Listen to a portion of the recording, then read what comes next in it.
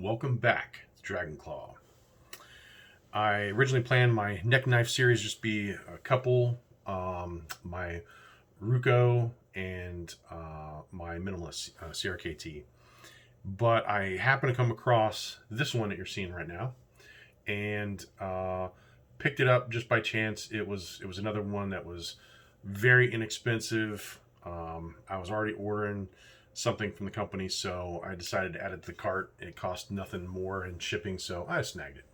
I want to say $3.99, so we'll say $4. But I dug the look of it, especially Tonto. I love those Tonto blades. So when I saw it, I'm like, it's worth $4 just to check it out. So I went ahead and snagged it.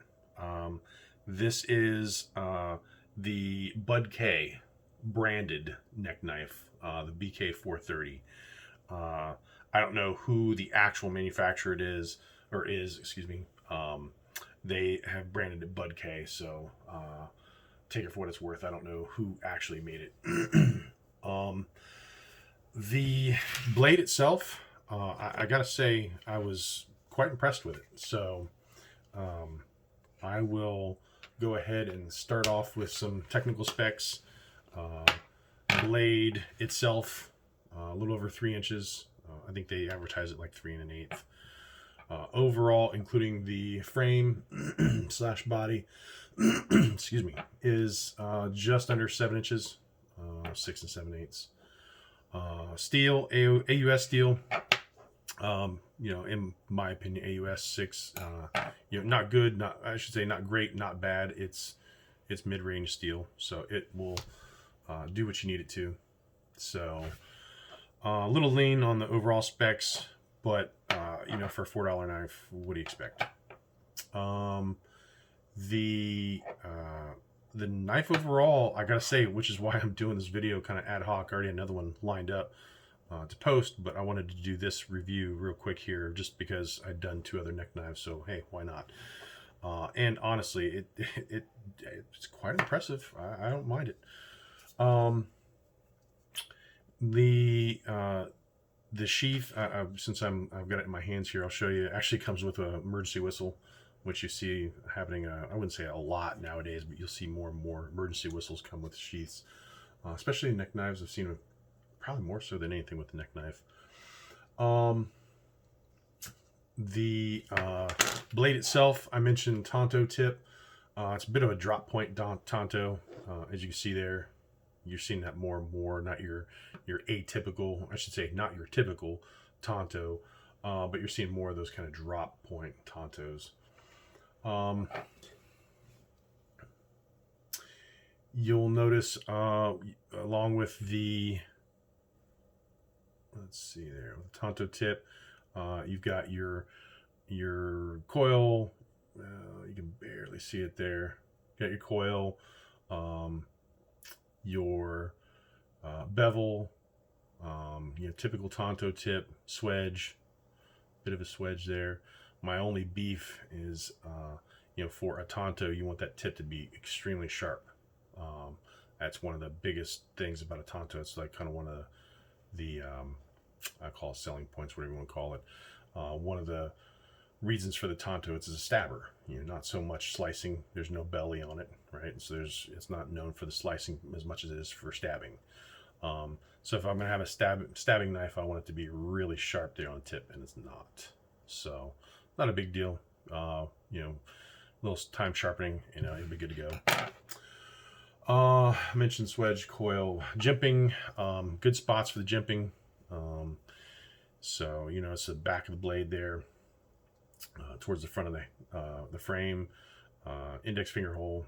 So hold, very good jimping. This is not little things that won't make a difference. This jimping is very noticeable. It definitely catches your fingers, which is a good thing. I wish there was some back here for more attack holds, but it's the index finger on the back of the frame here is such a big indentation that your index finger is not going to move. So it's pretty good hold. pretty small, you know, with my big hands, but it still fits me really well, even the attack carry or attack hold. You know, normal, typical use, very ergonomic. I think that was one of the things they even said on their website was it was ergonomic frame. So, and they're right, it is very ergonomic. Holds real well in your hand. I mentioned bevel, swedge, all that typical Tonto look, and I'm holding this kind of upside down for you guys watching. Sorry for that, I keep doing that. Kind of the only downside of that is straight flat backside, so you only get that the bevel and swedge and everything on the front side, not the back, which I would say is pretty typical for your more inexpensive and definitely your cheaper knives. The higher priced, more time is spent into doing that same bevel and swedge on the backside. So, as you can see, a lot of aeration. So they've taken a lot of weight out of this thing because there's practically nothing there, which is really good. You know, for a neck knife, this thing is extremely lightweight.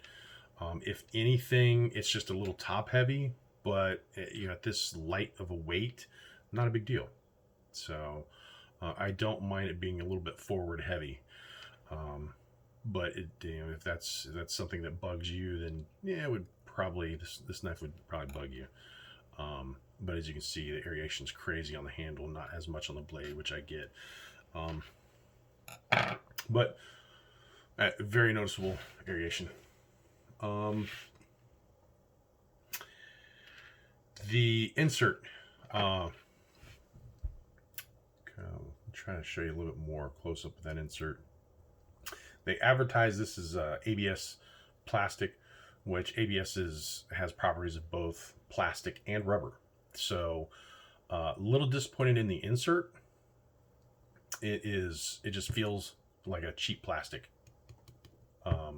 There's no rubber properties whatsoever on that thing, so I'm not getting the whole ABS, but that's how they advertised it.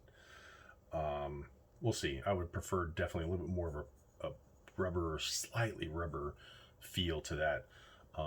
But it works. If it is ABS, like I said, I'm not so sure about it.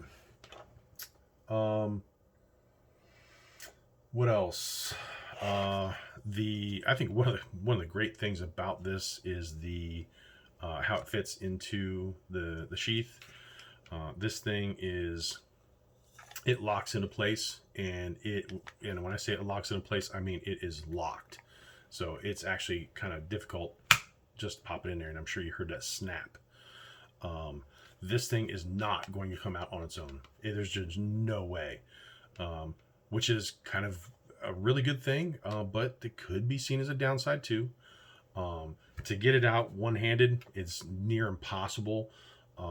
You can, if you're holding it right and you've got a lot of power in your thumb, you can pop it out there, but as you can see, it's a pain. Definitely around the neck. If you're wearing this around the neck, which it's supposed to be a neck knife, if you're wearing it around your neck and you just want to grab it real quick off your neck and pop it off, I would imagine it's going to break your nylon string before it pops out of the sheath. Or worst case, if it does somehow pop out of the sheath, it's going to take a lot of strength, and I guarantee you that this thing is going to pop back and pop you in the head or face or eye or whatever. So there's a little bit of a spring with that nylon cord. I guarantee you, if you can get this out one-handed without using your thumb here around your neck, if you can, which I'm saying no way, it's going to give you a good black eye probably. So yeah, it also size-wise, when you're talking about there we go. When you're talking about neck knife, I'd say it's more of a boot carry or pack carry than neck. It's for a neck knife, it's pretty good size. I mean, you're talking a 7-inch neck knife. That's pretty good size.